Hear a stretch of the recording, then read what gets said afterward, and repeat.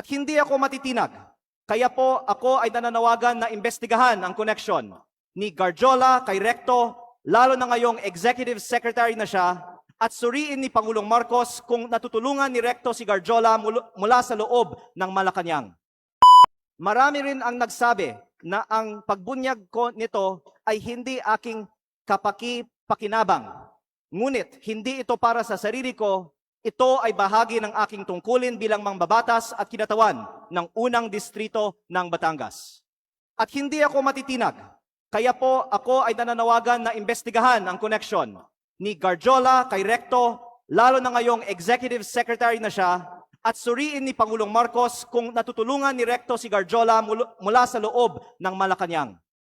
Dahil limitado ang oras ngayon, ilahad ko ang iba ko pang nalalaman tungkol sa mga koneksyon ni Garjola at Recto sa iba pang mga araw. Sisimulan ko lang ngayon sa isang punto.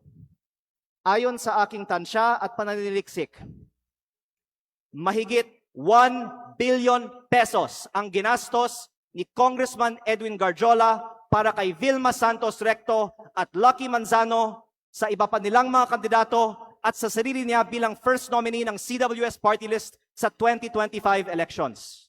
Sa aking distrito, ang tansya ko ay 150 million. At ayon sa ibang mga politiko, gumastos sila ng 200 o 300 million sa kanilang distrito.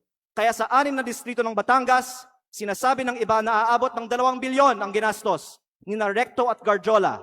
Lalo't mas malaki pa ang ginastos sa Lipa.